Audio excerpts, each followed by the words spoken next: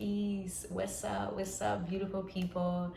I'm back with another video so soon. I actually made a contract with myself, like a creative contract with myself, to like literally post a YouTube video once a week. So here I am, showing up.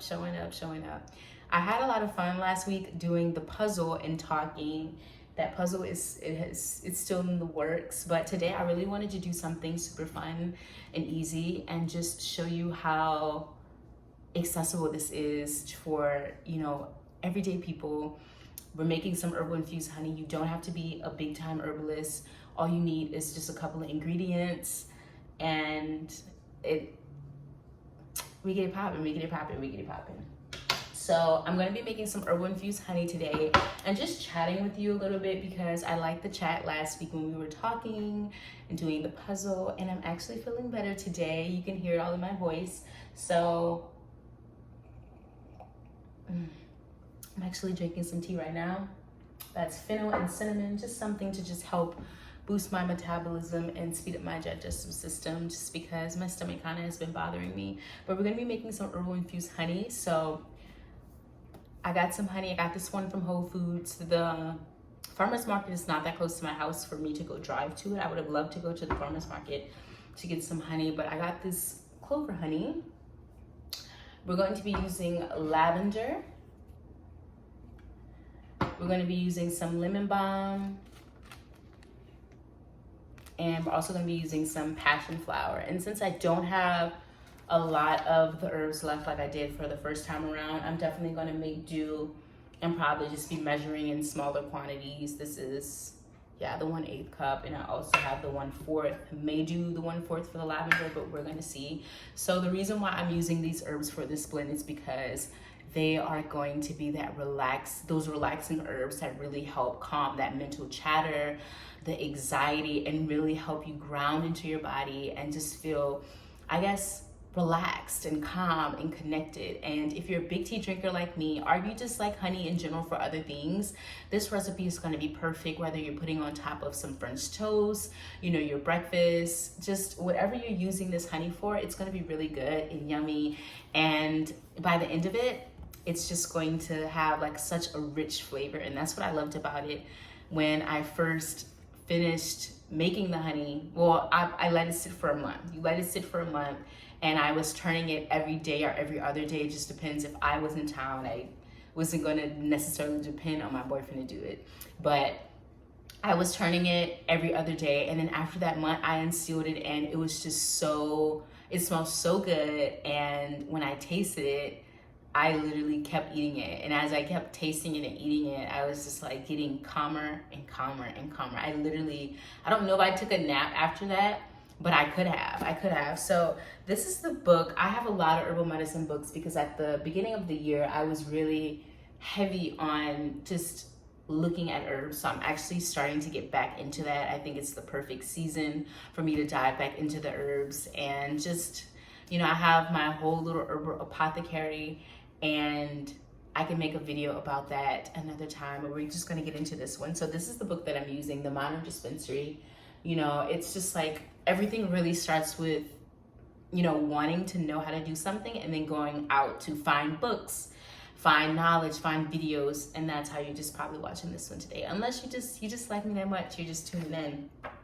So we're gonna be using lavender, lemon balm, and passionflower. And like I said, these are gonna be those really relaxing, nervine herbs that really help calm the nervous system. And I think that it's really important that we get our nervous systems in check, because the nervous system is really running our lives. The nervous system is really running our lives. And if you have a nervous system that is just out of whack, that means that every time that you go through something, you either can't feel it, or you're feeling things really, really extensively, and you can't process those emotions. So really learning to just regulate our nervous systems is so important.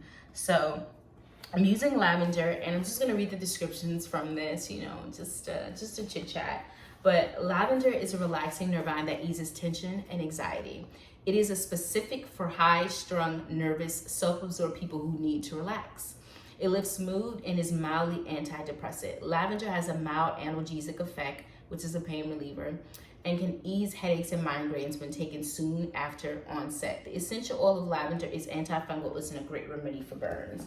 So that's the lavender, and let's see, lemon balm is right here. Lemon balm is an aromatic with a lemony scent and a mild astringent action. It is useful for many acute ailments such as colds, digestive upset, and flu. It is used in a combination with a bungleweed to calm an overactive thyroid. It is helpful for nervousness that affects the heart and digestive. Lemon balm is a locally acting antiviral used in topical applications for cold sores and shingles. It helps to ease sadness and depression, calm mania and hysteria, enhance sleep, and aid memory and concentration. So obviously these are all things that we want to be on top of, especially with, you know, winter is going to be slowly approaching, and that's the times when everybody starts to really, you know, we're inside a little bit more, we're with ourselves a little bit more, and that's when a lot of those patterns of, you know, having seasonal depression, you know, feeling really anxious, those things start to really come up more because we're not as active out in the world because it's colder outside. So let's do Passionflower. Passionflower is a relaxing nervine often combined with other nervines to reduce stress and tension to aid sleep. It helps to quiet mental chatter. Passionflower is used for restless agitation and exhaustion with or without muscular twitching and spasms. So I think that these three herbs are going to be the perfect combination. They're the ones that I used the first time, and I'm just really excited to be using this. So I'm going to let that sit for a month. Ooh. I was going to be annoyed if that fell. So I'm just going to let this sit for a month after I'm done. So what you need is a glass jar, empty glass jar. You get them all the time. I'm sure you do. I'm going to have this tape and Sharpie just to mark after. And then, of course, your ingredients, your herbs of choice. I like to do this with herbs that are relaxing and the nervines because, like I said, it's you put it in your tea and you're already drinking the tea to calm the mental chatter, to just be at peace with yourself and to be at one. And to have this honey as an addition is just so perfect. So let's get into it. So I'm just going to undo the honey, and we're really just going to be doing that to pour it. Make sure this jar doesn't have anything crazy floating around in here. Okay, it's fine. Had a little lint in there. Just gonna open this honey up, and what we're gonna do is we're gonna let this get into, we're gonna really let it go into the jar, and it's going really, really easy. You don't have to do too much. Just let it get in there. Let it all just come down. And yeah, so I thought that this was something really fun to do, and especially since I'm dedicating myself to making more YouTube videos, I was like, why not really focus on what I love and the content that I love and just still getting to share and talk to people. So just letting all of the honey drip out because, you know, we just want to get all the little remainants of the honey, and no honey left behind, no honey left behind. But like I said, I made this commitment to myself to just do creative things, embody my creative energy at full speed, and this is what it is looking like for me getting on YouTube. And there's value in what I have to say. Like that's an affirmation, like a affirmation for every day. I'm actually just gonna let this drip into this because I want some of that in my tea. Yeah, that's gonna be good. I'm gonna let that finish dripping in there. So we're gonna take some lavender. I'm actually just gonna do 1/8 because I'm running out. I really wanted to do chamomile, but I've been out of chamomile for some time now, and I really need to get some more. So where do you get the herbs from? You can get them from your local herbal shop, which I know some areas it's really hard to find a herbal shop. I don't know why. Or you can get them online. So just putting that in there. I think these are going to be too big for, I don't want to use the rest of these herbs like that, but I'm definitely going to sprinkle a good bit inside. Okay. Sprinkling in the Passionflower. And next I'm going to do the lemon balm.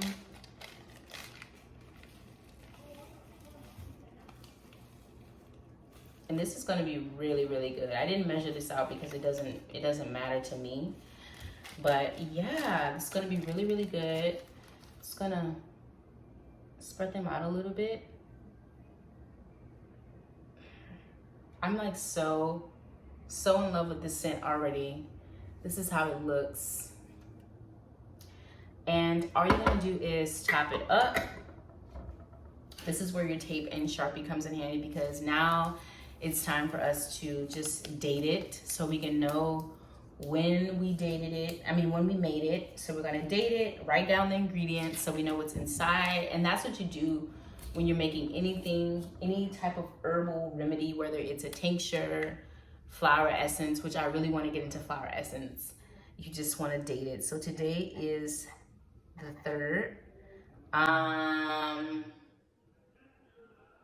I don't know what 30 days from now is. So I'm not gonna dig too deep into that. But I'm going to write lavender, lemon balm, passion flower, and then we're gonna say honey. And I'm just gonna really let this sit for a month. And what I'm gonna do is make sure the top is on really good. This is what I'm gonna do. I'm just going to flip it frequently.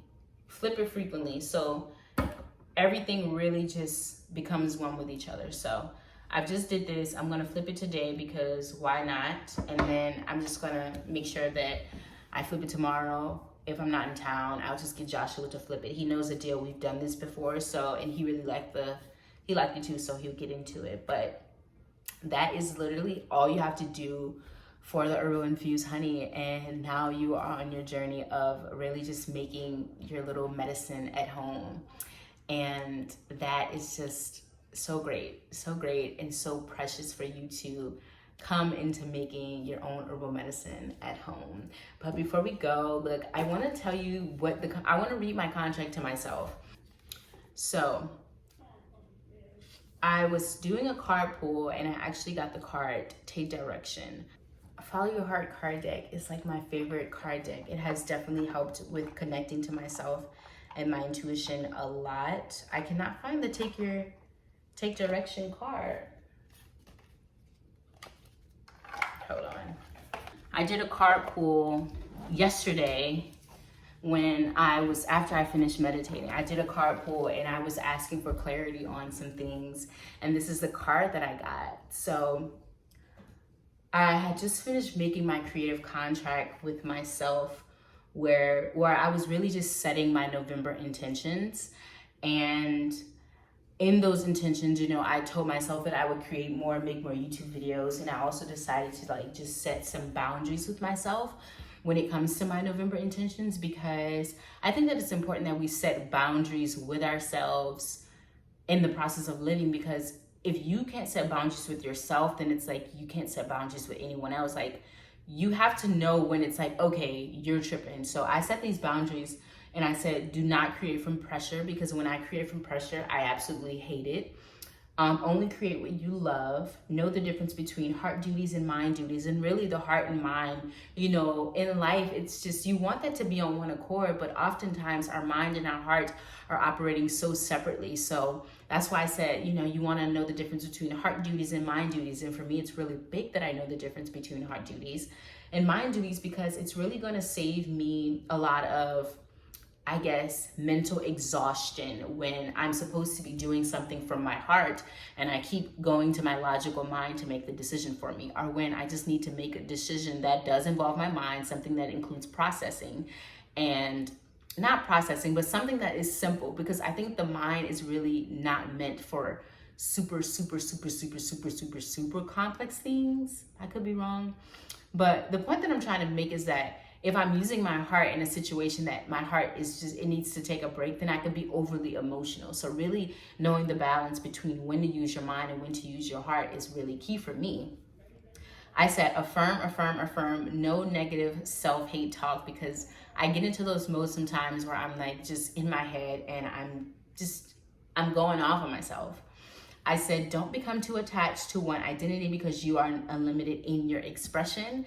And that's how I feel. I feel like I'm finally showing up in all these multiple expressions of myself. And I'm just really proud of me for being okay, you know, just being me. It doesn't have to look a certain way. I don't have to be deemed this person that does this, who does that, who does this. No, I'm this person who has like multiple branches coming from off of me.